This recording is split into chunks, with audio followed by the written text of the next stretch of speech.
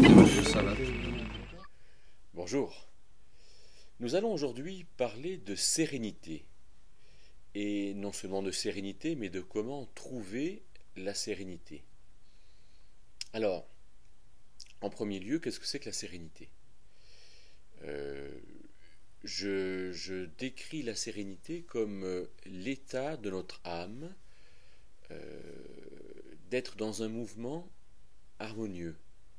Vous voyez, cette vie intérieure qui est paisible, tranquille, et face à des circonstances difficiles.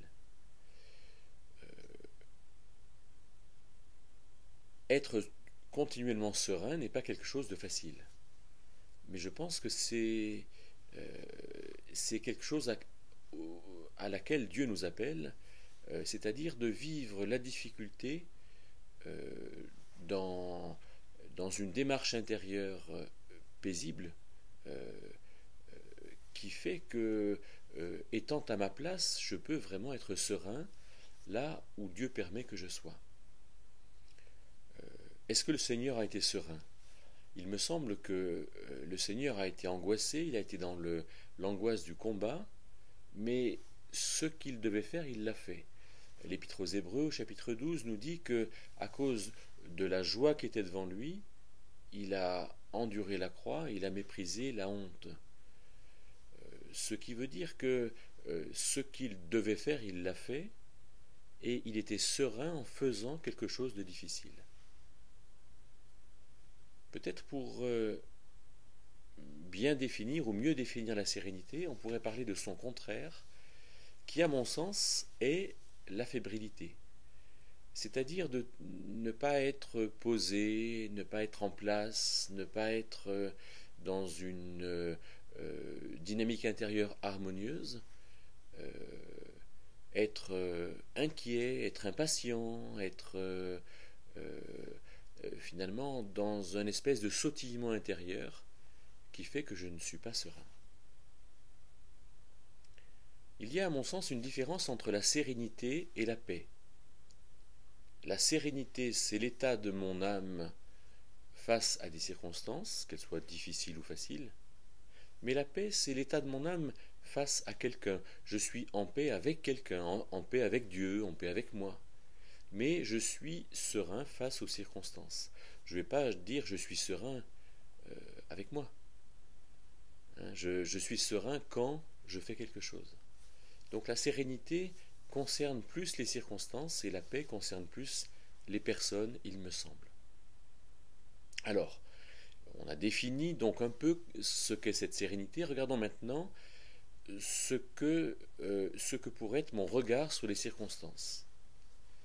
Alors si je regarde par exemple aujourd'hui la France en 2013, je pourrais dire, mais politiquement parlant, on a des difficultés. Il y a les problèmes en Syrie, est-ce qu'on va aller faire la guerre?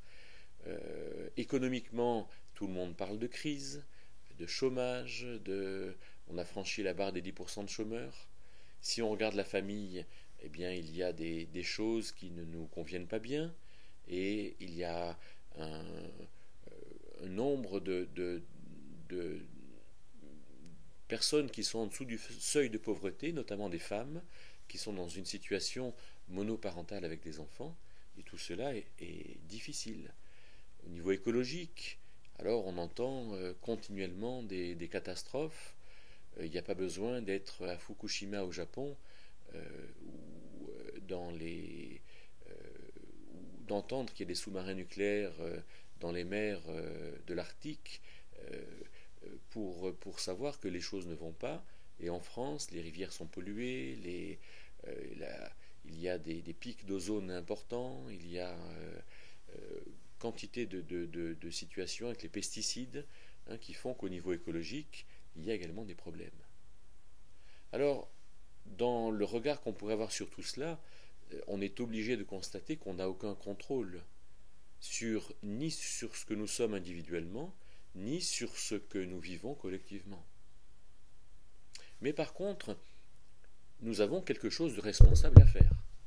Nous pouvons agir en tant que responsables au niveau politique, dire aux municipalités ce qu'il y a lieu de dire, dans l'économie, eh bien, faire ce qu'il y a lieu de faire, c'est-à-dire payer ses impôts, c'est-à-dire être finalement politiquement ou économiquement actif. Dans la famille, c'est enseigner ce qui est juste, c'est faire du bien, c'est aider les personnes qui sont en difficulté familiale à en sortir. On dit souvent que le divorce est une catastrophe économique pour les couples. Et puis au niveau écologie, savoir par exemple, le b.a.-ba, c'est faire du tri sélectif, c'est acheter plutôt de la production locale.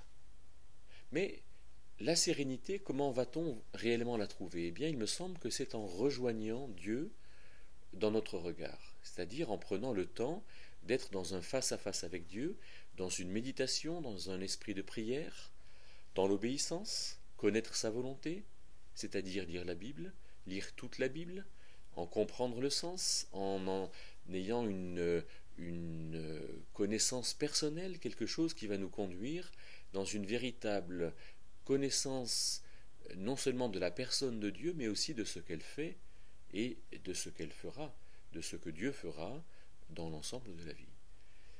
Et rejoindre le regard de Dieu, c'est possible puisque son esprit nous enseigne dans ce que nous avons besoin de comprendre.